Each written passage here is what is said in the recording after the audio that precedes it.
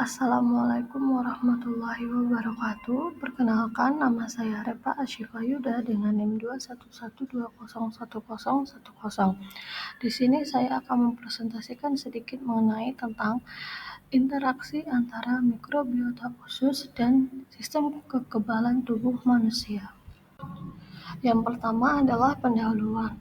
Sistem gastrointestinal manusia adalah rumah dari sebagian mikroba seperti mikrobiota usus. Usus manusia memiliki sekitar 100 triliun sel-sel mikrobiota yang terdiri dari 1000 spesies yang berbeda. Mikrobiota merupakan suatu kumpulan yang kompleks dari bakteri, archaea, virus, dan jamur, yang pada umumnya hidup di setiap bagian tubuh manusia seperti kulit, vagina, hidung, dan mulut.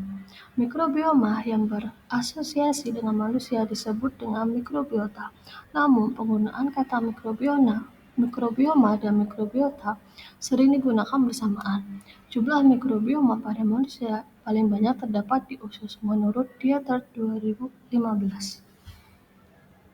Selanjutnya adalah mengenai mikrobiota di awal perkembangan.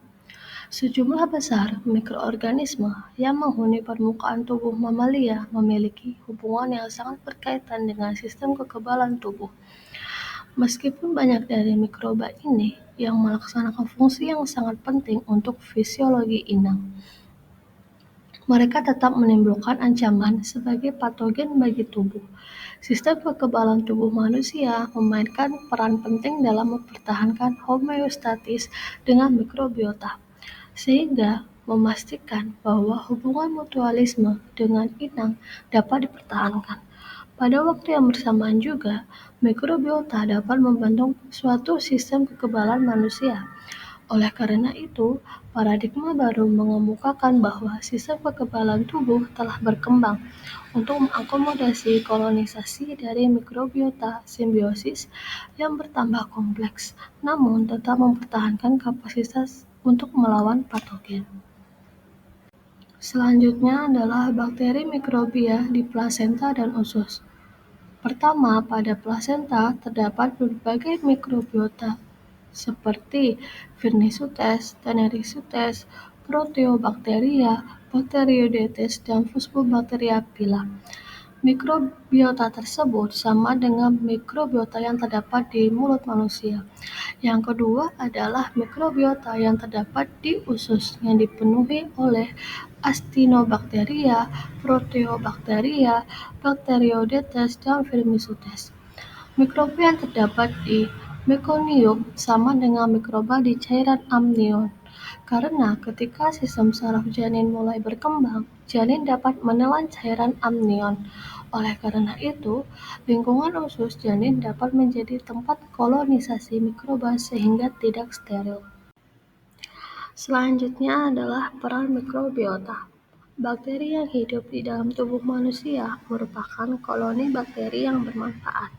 Peran mikrobioma adalah membantu mencerna makanan, mengatur sistem imun, dan perlindungan terhadap bakteri patogen. Mikrobioma berada di kulit, sistem gastrointestinal, saluran napas, dan saluran urogenital. Saluran yang berhubungan langsung dengan dunia luar sehingga dapat terpajang langsung oleh faktor eksternal seperti makanan, udara, dan obat-obatan. Setiap individu memiliki respons berbeda pada metabolisme mikrobioma menurut Dietert 2015.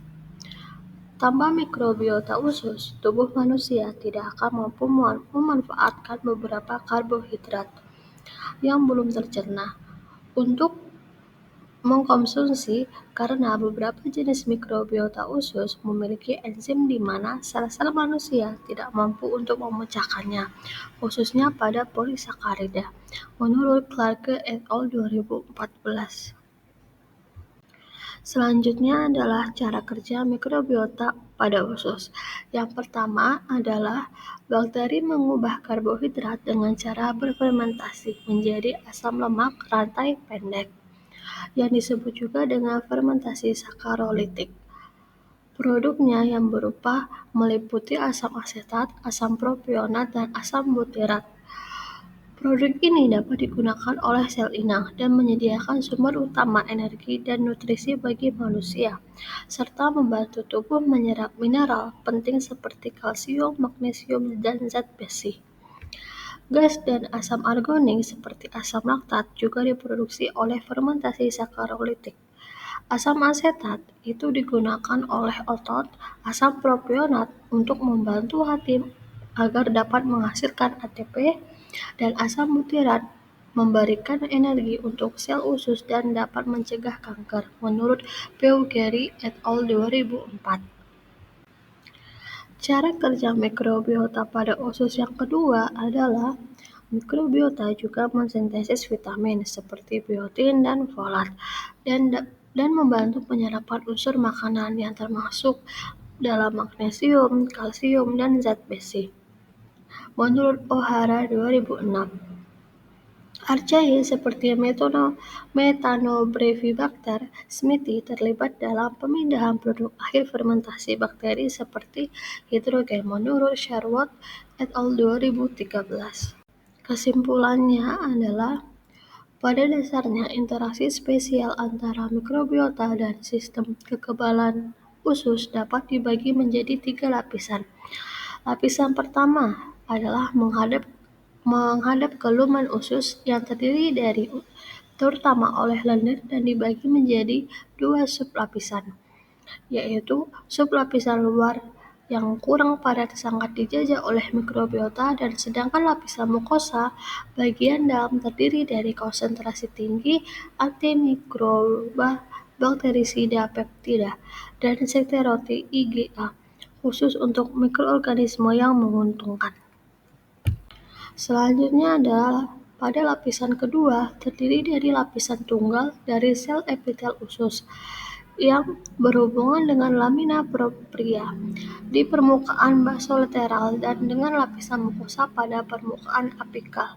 IEC yang disusun oleh beberapa jenis sel seperti sel-sel goblet yang menghasilkan musin, yaitu berbentuk lendir, dan enterosit serat dan sel enteroendokrin, baik memproduksi kloesitokinin dan ghrelin yang dapat mengatur nafsu makan, sel panet yaitu produsen terkemuka AFP, dan sel M yang terlibat dalam menangkap antigen untuk menyajikan mereka untuk sistem kekebalan tubuh. Menurut Collins et al. 2012. Yang terakhir adalah lapisan ketiga.